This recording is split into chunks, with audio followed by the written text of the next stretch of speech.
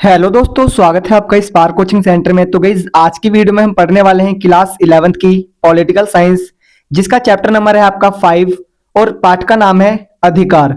तो ये हमारी बुक सेकंड है। इससे पहले बुक फर्स्ट मैंने पूरी करवा दी है, साथ ही साथ प्लेलिस्ट पर सीक्वेंस वाइज वीडियोस लगा दी हैं। ठीक है, और यहाँ पर इसी तरीके के सभी चैप्टर के नोट्स मैंने अपलोड कर दिए हैं। तो अगर आप मेरे चैनल पर न्यू हैं तो चैनल को सब्सक्राइब जरूर करें, ताकि हम और भी बेहतरीन चीजें आपके लिए यहाँ पर ला सकें और आपको समय से वीडियोस मिल सकें।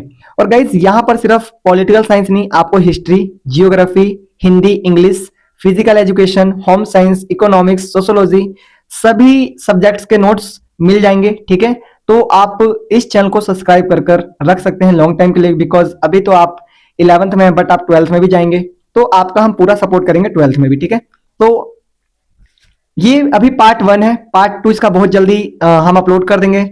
और ये मेरा फोन नंबर है 8178988103। अगर आपको कोई भी पीडीएफ रिलेटेड इश्यू आता है तो आप इस नंबर पर कॉल करके या फिर व्हाट्सएप कर अपनी क्वेरी को सॉल्व करवा सकते हैं। तो आइए स्टार्ट करते हैं आज की वीडियो।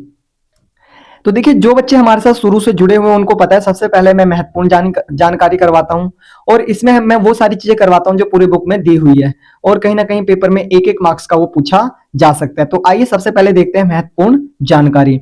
तो दिखा रखा है, बोसाके के अनुसार अधिकार वह मांग है जिसे समाज मान्यता देता है और राज्य लागू करता है। तो देखो, बोसाके एक व्यक्ति हैं, एक विचारक हैं, जो कहते हैं कि अधिकार वह मांग है जिसे समाज मान्यता देता है। मतलब समाज उसको बोलता है कि हाँ, ये अधिकार हो सकता है, और कहीं ना कहीं जो राज्य होता है उसको लागू भी करता है। तो वो क्या कहलाता है? वो कहलाता है एक तरीके से अधिकार। ठीक है, आगे दिखा रखा है, मेरा अधिकार तुम्हारा कर्तव्य है। यह कथन H.J. लॉस्की का है।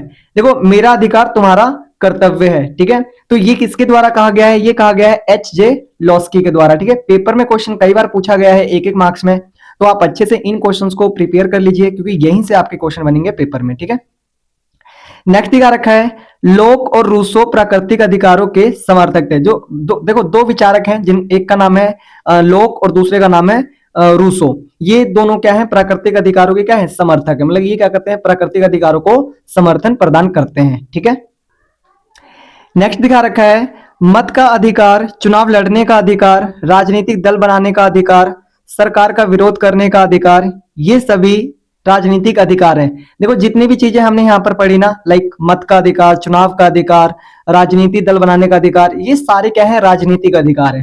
ठीक है, ये सारे क्या है? राजनीतिक अधिकार। देखो, इस YouTube चैनल पर आपको कोई भी बकवास की चीजें नहीं मिलेंगी। लाइक मैं बहुत देर किसी चीज को बोल रहा हूँ, यहाँ पर टू द पॉइंट चीजें पढ़ाई जाती हैं। ठीक है, आपने नोट भी करा हुआ, देखा भी होगा इन चीजों को। तो मैं चाहता हूं कि सभी बच्चे टू द पॉइंट पढ़ें और अच्छे से मार्क्स लेकर आए पेपर में। ठीक है, आगे दिखा रखा है, अधिकारों के 3 प्रकार। अधिकार 3 प्रकार के होते हैं। देखिए, पहला दिखा रखा है प्राकृतिक अधिकार, दूसरा नैतिक अधिकार और तीसरा कानूनी अधिकार। ठीक है, अधिकार कितने प्रकार के होते हैं? 3 टाइप्स के होते हैं। पहला होता है प्राकृतिक, दूसरा होता है नैतिक और तीसरा होता है आपका कानूनी अधिकार। ठीक है, चलिए आगे देखते हैं। आगे देखिए, अभी तक हमने महत्वपूर्ण जानकारी पढ़ी, अब हम पढ़ेंगे महत्वपूर्ण प्रश्न। ठीक है, तो देखिए, पहला क्वेश्चन दिखा रखा है, अधिकार क्या है। उससे पहले मेरा नंबर है 8178988103। आप इस पे कॉल कर सकते हैं या फिर व्हाट्सअप कर सकते हैं अगर आपको पीडीएफ रिलेटेड कोई भी इश्यू है तो। ठीक है, नेक्स्ट दिखा रखा है, अधिकार क्या है। ठीक है, पहला क्वेश्चन है, अधिकार क्या है। बहुत इंपॉर्टेंट क्वेश्चन है, क्योंकि चैप्टर का नाम भी यही है। ठीक है, तो आंसर देखिए, अधिकार मूल रूप से हकदारी अथवा ऐसा दावा है जिसका औचित्य सिद्ध हो। यह बताता है कि नागरिक व्यक्ति और मनुष्य होने के नाम पर इसके हकदार हैं। मतलब कि अधिकार एक ऐसी मांग है, एक ऐसी चीज है, एक ऐसी डिमांड है, कह सकते हैं, जिससे ये कहीं ना कहीं व्यक्ति के लिए आवश्यक है, जरूरी है। ठीक है, क्योंकि ये कहीं ना कहीं व्यक्ति का विकास के लिए आवश्यक होता है, व्यक्ति को जीने का अधिकार देता है, व्यक्ति को कहीं आने जाने का अधिकार देता है। तो ये इसलिए इंपॉर्टेंट है। ठीक है, आप कर दीजिएगा, 1 मार्क्स का क्वेश्चन या 2 मार्क्स का पेपर में पूछा जा सकता है। आगे देखिए, दूसरा क्वेश्चन दिखा रखा है, राजनीतिक अधिकारों में कौन कौन से अधिकार शामिल हैं। अभी मैंने आपको बताया था ठीक इससे पहले। ठीक है, राजनीतिक अधिकारों में कौन कौन से अधिकार शामिल हैं। तो देखिए, राजनीतिक अधिकार वे अधिकार हैं जो नागरिक को शासन और राजनीति में भाग लेने का अवसर देते हैं। इनमें मुख्यतः शामिल हैं, देखो, जो राजनीतिक अधिकार हैं वो अधिकार होते हैं जिनके द्वारा कहीं ना कहीं जो व्यक्ति होता है वो राजनीति में उसको भाग लेने का अवसर मिलता है। ठीक है, और बता रखा है इसमें कुछ मुख्य जो दिखा रखे हैं वो दिखा रखा है, पहला मतदान का अधिकार, क्या दिखा रखा है, मतदान का अधिकार, ठीक है। दूसरा चुनाव लड़ने का अधिकार, ठीक है। तो ये दो अधिकार बहुत महत्वपूर्ण है राजनीतिक अधिकारों में, तो अच्छे से पढ़ लीजिएगा क्योंकि पेपर में 100% संभावना है कि इसमें से क्वेश्चन पूछा जा सकता है, ठीक है।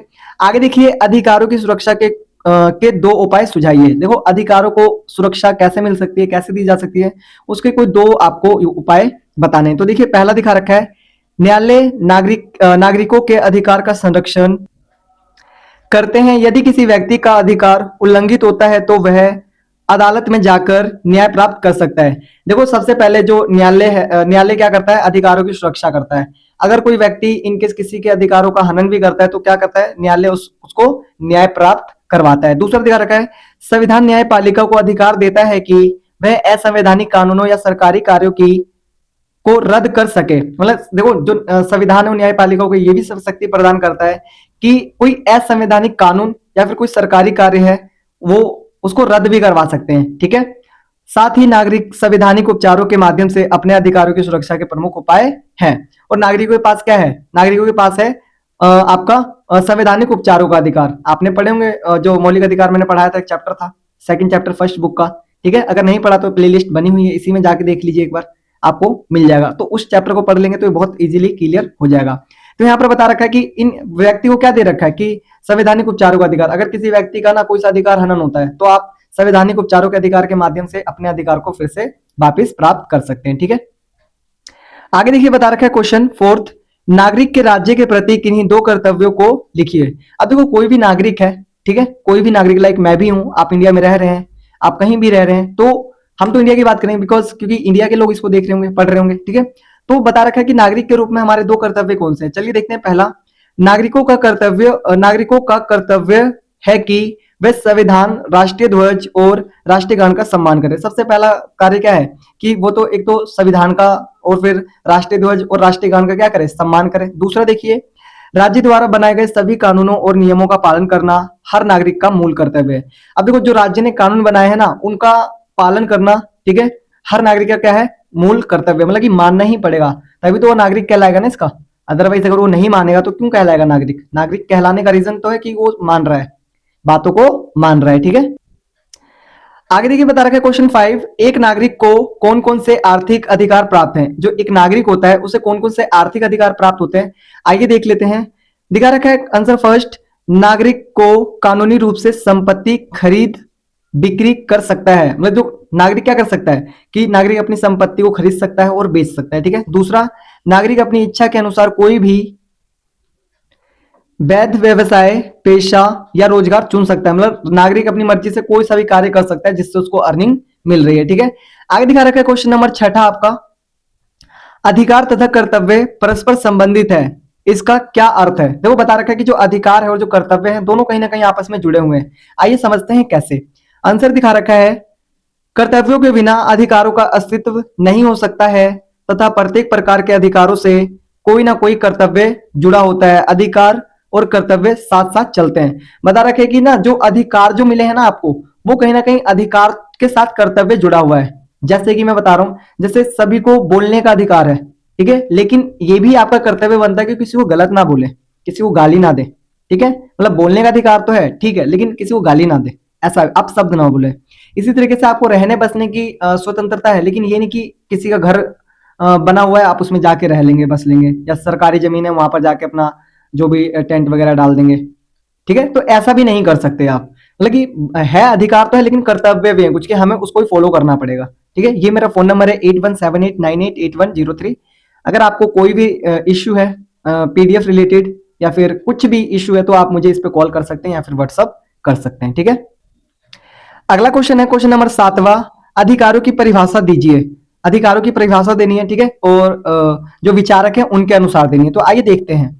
पहला दिखा रखा है लास्की के द्वारा, ठीक है, लास्की के द्वारा देखते हैं अधिकार की क्या परिभाषा दी गई है। अधिकार वास्तव में सामाजिक जीवन की वे परिस्थितियां हैं जिनकी अनुपस्थिति में साधारणतः कोई मनुष्य अपना पूर्ण विकास नहीं कर सकता है। देखो लास्की क्या कह रहे हैं कि अधिकार ना एक ऐसी चीज है ना, एक ऐसी मांग है जिसके बिना व्यक्ति अपना विकास कभी भी नहीं कर सकता है, पूर्ण विकास नहीं कर सकता। एकदम सही बात बोलिए कि अगर जब तक व्यक्ति को अधिकार नहीं होंगे उसका पूर्ण विकास नहीं हो सकता, ठीक है। दूसरा देखो, मेकन मेकन क्या कहते हैं? अधिकार सामाजिक उन्नति की कुछ लाभदायक परिस्थितियां हैं जो नागरिक के वास्तविक विकास के के लिए अत्यंत आवश्यक होती हैं। देखो बता रखा है कि ना, मेकन कह रहे हैं कि अधिकार एक ऐसी सामाजिक उन्नति है जिसके जिसके जो ना लाभदायक परिस्थितियां हैं, मतलब कि कहीं ना कहीं जो अधिकार मिलते हैं उसी से व्यक्ति को लाभ होता है, ठीक है, जो नागरिक के वास्तविक विकास के लिए अत्यंत आवश्यक है। कहने की बात देखो दोनों ही सेम कह रहे हैं कि व्यक्ति के विकास के लिए तो जरूरी है अधिकार, अगर अधिकार नहीं हो तो विकास नहीं हो पाएगा, ठीक है। जैसे मैं आपको बोलने का अधिकार ना दूं तो आप कैसे विकास कर पाएंगे? कहीं आप बोल ही नहीं पाएंगे अपने लिए, तो ना आपका विकास हो पाएगा। तो कहने का मतलब है अधिकार एक बेसिक नीड है, without rights you can not develop in your life, ठीक है। चलिए आगे देखते हैं क्वेश्चन नंबर है आपका 8वां। राजनीतिक अधिकारों का महत्व बताइए। जो राजनीतिक अधिकार है उनका महत्व बताना है, ठीक है। तो बच्चों ये वाला जो क्वेश्चन है आपको मिलेगा, इसका जो आंसर है वो आपको मिलेगा पार्ट 2 में, तो वेट करिए पार्ट 2 का, ठीक है। तो ये हमारा जो पार्ट 1 था वो खत्म हो गया है, और आई होप कि वीडियो आपको अच्छी लगी होगी, और कहीं ना कहीं जो आपके क्वेश्चन है पेपर में वो यहीं से बनेंगे। तो मैं तो आपको सजेस्ट करूंगा कि अब अगर आप पे टाइम है तो आप इसको लिखिए, ठीक है, राइट डाउन करिए। और 12th में आपको बहुत अच्छे से शुरुआत से ही सभी चैप्टर्स मैं करवाऊंगा टाइमली, ठीक है। तो गाइस आज के लिए इतना ही। अगर आप चैनल पे न्यू हैं तो चैनल को सब्सक्राइब अवश्य करें। जय हिंद, जय भारत।